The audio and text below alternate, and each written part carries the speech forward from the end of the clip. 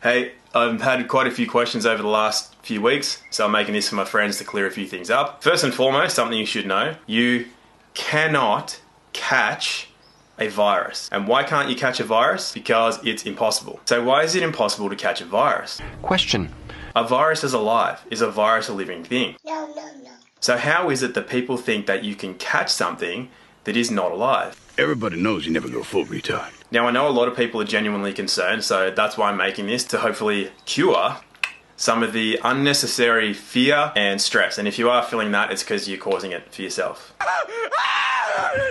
And just so you don't think I'm sitting here making stuff up, I'll quickly tell you my background so you know how and why I'm telling you these things. I was one of those kids that could read and write before I even started school. I knew my 1 to 12 times table before other kids even knew how to open a book. I won academic scholarships at 2 expensive private schools. I did 6 years of science, which included medicine. I did 6 years of natural health and medicine. And I spent 3 years solely looking into the nature of viruses, bacteria, protozoans, fungus, and parasites. And as a practitioner, I treated myself and a number of other people successfully long term for conditions of the same. And when I did my last IQ and aptitude test, I was taken into a separate room and I was interrogated to see if I cheated. And more than anything, unlike Google and Facebook, I don't have vested financial interest dictating what I can say, and I don't have shares in vaccine companies. So what is a virus anyway? Well, a virus is nothing more than a solvent, and these solvents are created within the cells of the body. This is why you cannot catch a virus. Viruses are created cellularly. Now, the body can create hundreds of thousands of different viruses at any time. So why does a cell need to create a virus or a solvent? Created in response to the built-up toxicity that we have in our bodies. So how does a cell become toxic? Well, a lot of people have spent a number of years putting shit in their minds and shit in their body. A lot of people think that it's just totally fine to eat supermarket food, you microwave it, just get flu shots injected into you every year, just drink your tap water.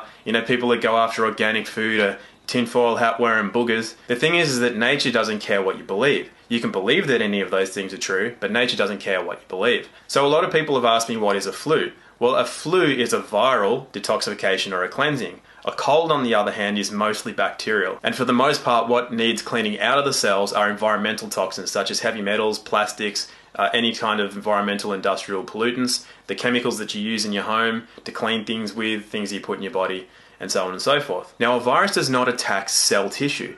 What happens is that as a virus, which is a solvent, breaks down the toxic residue within a cell, it creates essentially a toxic waste. So that's why you'll feel shitty if you've got a viral infection. And what can happen is if there's a lot of shit in your cells, you're going to create a lot of toxic waste as that virus breaks it down. So what happens is that if there's too much of it, it can actually cause cell damage, and in extreme cases, it can cause cell death. So there is actually one way that you can catch a virus, and I'm going to tell you what that is in a minute. But you got to learn a bit about the nature of viruses before I can tell you how you can catch one. But millions of people are dying, and you can catch some bat flu off of a counter or by being around your friends. 'Cause if we keep buying, then they'll keep selling the lies. A virus is specific to specific cells in the body. So somebody with hepatitis, for example, which affects the liver, does that affect the heart? Do they have lung problems? Do they have brain or gonad problems? Likewise, a virus that attacks the lungs will not affect the kidneys. It's because the virus is specific to specific cells in the body. So because a virus is not transmissible within your own body, it should make sense that a virus is not transmissible between people. And it's especially impossible for a virus to make the jump between species. This is why you can't get an avian flu, a swine flu, a bat flu, a monkey flu, or any other flu that affects an animal, except for one way, and we will get to that. So how is it that a number of people can get a virus at the same time? If it is created within the cells, how is it that a lot of people can get it at the same time? Well, if somebody at home has a cold, or somebody at work or at your sporting club, does everybody in that place get a cold? You know that the answer is no, despite the fact that a bacterial infection can be contagious. And why can a bacterial or a fungal infection be contagious? Because they are living things. A virus, remember, is not a living thing. So how is it that a number of people can get a virus at the same time? There is an intelligence that runs through all of life. It's why seeds know when to germinate. It's why animals know when to mate or to hibernate or to come out of hibernation. So the body knows when it's a good time to undergo a cleaning, and it knows when it's a good time from the environment and climatic conditions. This is why a number of people in the same area can undergo a viral detoxification. But again, does everybody get a viral detoxification at the same time?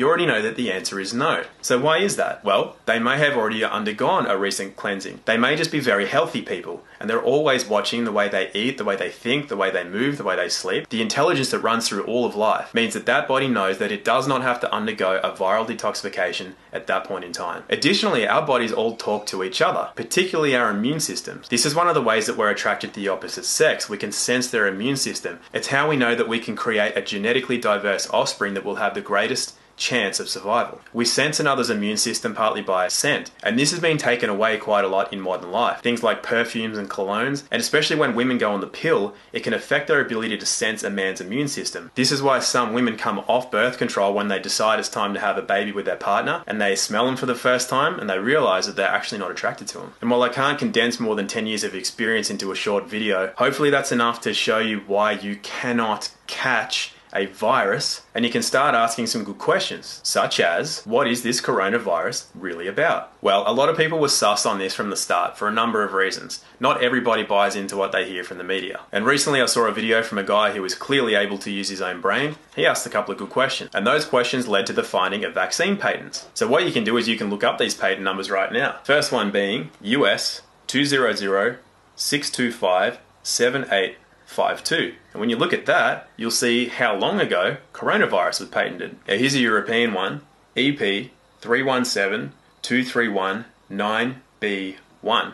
And that one you'll find to be a vaccine patent, which was funnily enough just approved in November of 2019. When did we start seeing coronavirus? So I guess it's time to tell you the only way that you can actually catch a virus.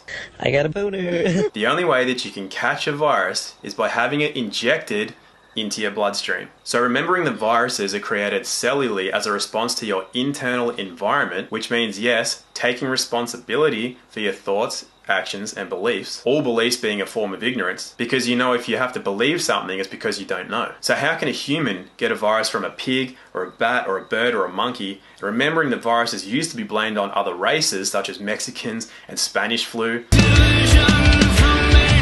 Well, remember the viruses cannot cross species, and you can't even catch it from within the same species, because it has to be created within animal tissue, remembering that we are human animals. So the way that you can create a virus, you can get sick and unhealthy animal tissue and put it in a petri dish. It will create a virus and you can incubate that virus. The only reason it can stay alive, remembering it's not alive, the only reason that a virus can actually be there and be in play is that it's taking care of toxicity within cells in animal tissue. So what happens with that incubated virus is that it's sterilized and put into a vaccine. Now straight away you don't want that because that's bad news. Then when it's added to 70 or 80 chemicals, you definitely don't want that in your body. So when these viruses are loaded into vaccines and flown all the way around the world, and people are getting their flu shots and all their other vaccines, that's the only way you can get animal tissue into your own bloodstream. It is so far beyond the realm of possibility to get animal tissue into your bloodstream by way of being around people or from surfaces or from the air or from any other way other than injection. So you really want to question all this advice that's being given out about your toilet paper and your hand sanitizers and your everything else, and the idea that this virus is killed upon contact of heat or anything else, because a virus isn't alive in the first place, so how can you kill something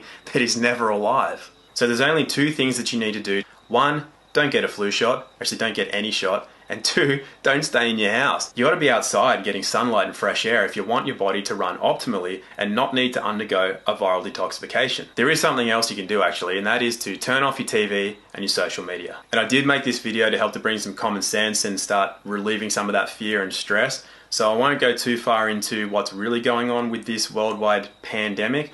By the way, who's verifying these deaths? Like, who's actually counting these deaths? And who's actually verifying that the deaths that do occur aren't from any standard flu, which, by the way, flus kill 500,000 to 1 million people every year.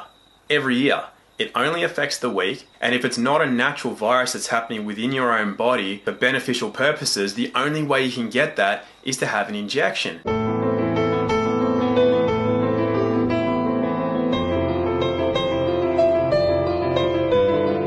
So instead of thinking you're doing the right thing by using all the correct words like COVID-19 and self-isolating and social distancing, and instead of staying indoors like a self-indulgent cactus, washing your hands like it's going out of fashion and humping doorknobs, Farting in bathtubs and laughing your ass off. and dictating to other people what they should be doing with their lives when perhaps they're just immune to media. So guys, if you're doing that, then you're not actually helping anything.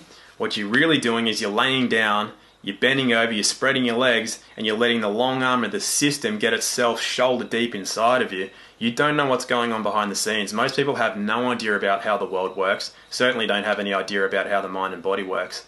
And there are some things going on that, if this goes down the way people are letting it go down, you can say goodbye to what you have left of your rights and freedoms in this world. So if that's been you, pull your finger out, get outside, do normal things, watch the streets and watch what's going on out there. Because if you're sitting in your house, counting the number of days in your social isolation, counting death tolls like it's a fucking Olympic medal tally on the TV, you are literally paving the way to losing your rights and freedoms, and you're going to come out of your house with less than what you had when you went in. And I'm not just talking about baked beans and toilet paper. You don't buy that?